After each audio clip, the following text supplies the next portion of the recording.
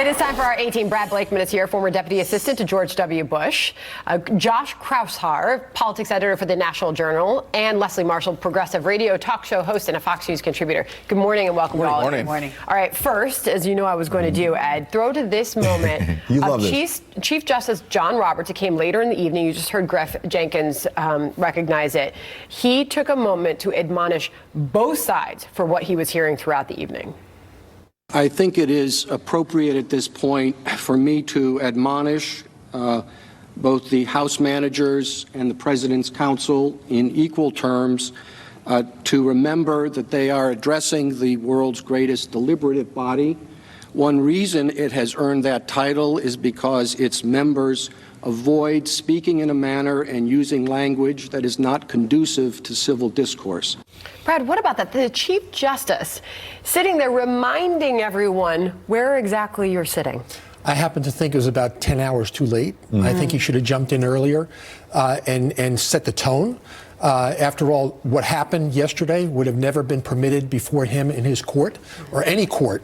And if you want to call this a trial, then it should have all the indicia of a trial. And I think not only decorum, but the fact that it wasn't germane to the motions that were being made. They weren't speaking to the motions. They were speaking to the camera. Well, and to Brad's point, Leslie, for your side, Chief Justice is presumably trying to be fair here and even-handed, and as Sandra said, he was referring to both sides, perhaps, but it was your side, and Jerry Nadler in particular, who was saying, President's team lies, lies, lies. How do you get away with that?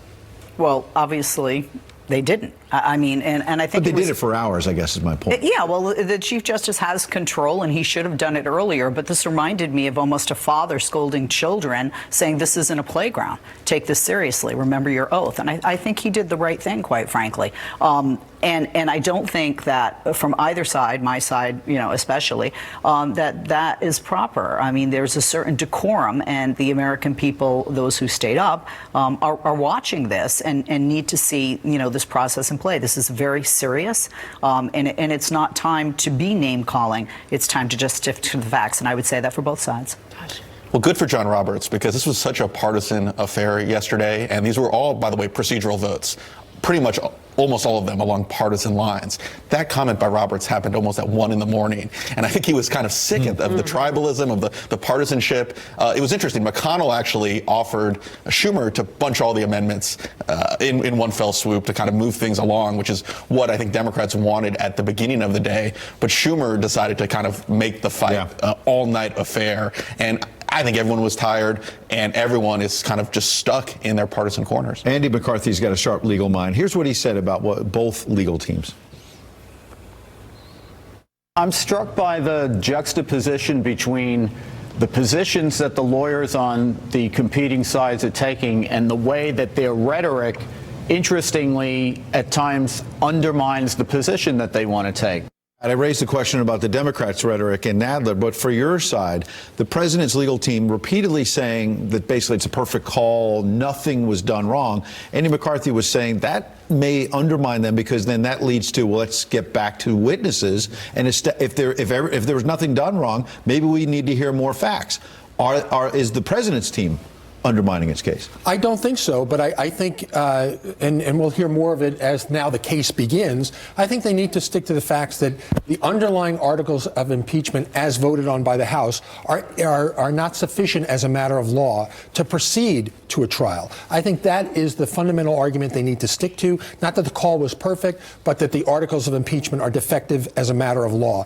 That is the most effective argument, because at the end of the day, when both sides present their case, there will be a motion to dismiss. At that time, in my opinion, there are no need for witnesses, and the case should be dismissed because the articles are defective. Leslie, there are reports this morning that there are some Democratic senators considering a witness swap, basically calling Republicans bluff, saying, okay, we'll give you Hunter or possibly Joe Biden if we hear from John Bolton. Absolutely, because, they know, and everyone knows that Joe Biden testifying as a witness, Hunter Biden testifying as a witness, is not going to help the Republicans and the White House in their case in defense of the president. But John Bolton, and you know what? John Bolton's testimony is so crucial that the defense team for President Trump yesterday started emergency preparations to further try and prevent that. Why are you trying so hard to prevent that individual's testimony if you don't feel? But executive privilege.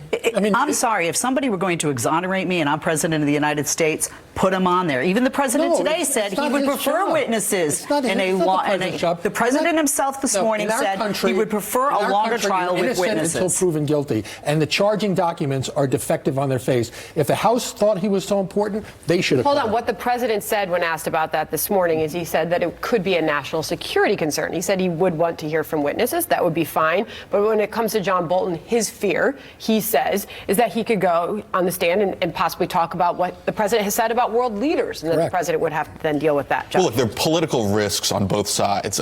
If you look at the polling, almost 70% of Americans do want to see witnesses. They want to see Bolton. Maybe even some of them want to see Biden. So you have blue and purple state senators up for re-election: McSally, Tillis, Collins, Gardner. They're going to be under a lot of political pressure to defect from leadership. On the other side, the big picture is I think a lot of voters have just sort of taken the president's side. They've gotten sick of the whole impeachment. They're seeing reruns from what we saw in the House. They're not seeing a whole lot of new evidence. So there was a new poll out from the Morning Consult showing support for Trump's impeachment overall is at an all-time low, at least in the last few months. So there's risks on both sides. I think you do have the public wanting to see witnesses, but they don't want to see a charade. Yeah, what about Joe Biden? Because a moment ago, Leslie from the Democratic side, Brad, was suggesting, well, fine, he didn't do anything wrong. But do Democrats really want their, presumptive frontrunner on the stand, basically, or his son on the stand, or maybe both, talking about how he got over $80,000 a month without any experience in the energy industry? No, and I don't think it's in Republicans' interest to have Hunter Biden or Joe Biden appear before the Senate in impeachment. I think that you be careful what you wish for. You're saying the Democrats' interest? Democrats, yeah, and the Republicans. I don't think it's in the Republicans' interest to have witnesses, period. And if you're going to have witnesses, I think the worst thing you can do is have Joe Biden or Hunter Biden there, because you don't know how it's going to turn out. You don't know what questions will be asked that will solicit answers that you don't necessarily want heard. And that goes for witnesses like John Bolton as well. John Bolton may be a disaster for Democrats if he were able to testify. You don't know how it's going to turn out. I don't know how it's going to turn out, and that's why you don't want it. But let me read this from Jonathan Turley. He testified, as we all know. We watched before the House Judiciary Committee, a law professor. He writes this: where the Trump defense goes too far.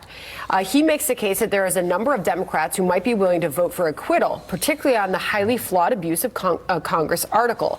Yet the narrow White House definition of what is impeachable could well push them back into the Democratic fold while further pulling away a couple of moderate Republican senators. He makes the case that the White House is adopting too narrow of an understanding of what is an impeachable offense. Is that a risk that Republicans are taking? No, I think because the articles stand on their own. And I don't think the Republicans are narrowing their argument. And I think from what I've heard from Republicans on the president's team, they're on the right track, there is no need for witnesses. The articles are defective. That's the argument that is their best argument. And when you start going beyond what the House has delivered to the Senate, you do it at your peril. Meanwhile, Leslie, your party, as this is playing out in Washington, out on the campaign trail, some of the senators obviously back there in the trial, but this fighting between Hillary Clinton and Bernie Sanders. Hillary Clinton now backpedaling a little bit on Twitter about saying that nobody likes Bernie Sanders and clarifying that if he gets the nomination, she'd support him. Here's what Bernie Sanders said about the Hillary comments. On a good day, my wife likes me, so let's clear the air on that one. Secretary Clinton is entitled to, her point of view. On a good day, he says, his wife likes him.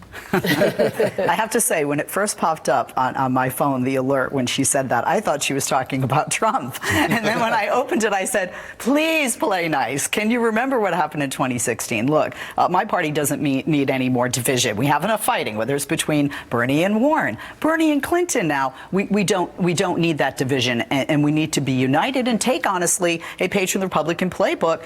And people held their noses and voted for Donald Trump because they we're going to unite as Republicans and Democrats, my party need to do the same And thing. Josh, there's a CNN poll out this morning, and for the first time nationally in the CNN poll, Sanders is at 27%. You see there Biden at 24%. Biden has been leading the CNN poll nationally the whole time. What does this mean? Bernie has momentum. Bernie has support from a unyielding base, and that can be the most important factor in winning primaries and caucuses. I do think that this Hillary Clinton spat came at the worst time, and I think what went overlooked is the fact that she wouldn't even commit to supporting Bernie over Trump until she cleaned it up later last night.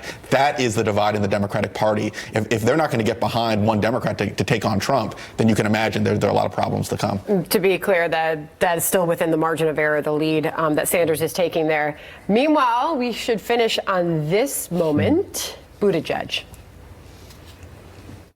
So can I look to you to spread that sense of hope to those that you know? Yes. Come on.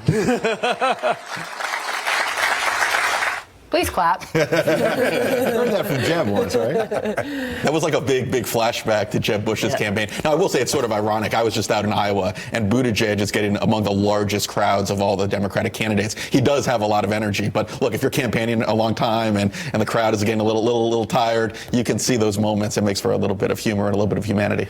Leslie? I have to say that it's interesting because you don't always get, when you see at the end of their spiel. I moderated the Teamsters Democratic Forum in Iowa, and Pete Buttigieg was the only one of all Democrats who got a standing ovation when he did his closing remarks. And he's actually very well liked, but he was kind of begging for applause there. Absence doesn't make the heart grow fonder. When senators are stuck in the Senate and not on the campaign trail, you're seeing more attention being given to those who are able to campaign. And the fact is that Hillary is cold and calculating. There's a reason why she did this while Bernie was stuck in the Senate and on the eve of Iowa. Just to give a little dig into Bernie. So I don't think it plays well in Iowa. I think they don't like mean-spirited campaigning. And as long as they're fighting amongst themselves, I think they do damage. Lastly, on the eve of Iowa, your thoughts? New York Times endorsing double candidates, Klobuchar and Warren. Look, I've said it before. I don't buy the reason they're doing it, and they're trying to appease the progressive faction and the centrist moderate faction of the Democrats. I think this was a slam to Bernie Sanders. I mean, this is two women that they have supported after Bernie is accused of saying a woman could not beat Donald Trump. And New York Times goes, really? We're going to support two broads, which right? is not really an endorsement. No, exactly. And honestly, look, Iowa, love Iowa. Iowa's over 90% white. And this matters, and why does it matter? It is not a proper reflection of the demographics of the nation, of the voter base. It's certainly not a proper representation of the demographics of the Democrats. So, a lot of people are like, who's going to win Iowa? Who's going to win Iowa doesn't necessarily mean who's going to win the nomination. Biden has been coming up, and we've seen people soar and then, rise and then fall, as with Warren, Buttigieg as an example. So it's a nail biter. I'm curious to see who'll win. Leslie, Josh, Brad, thanks for coming in. Thank you.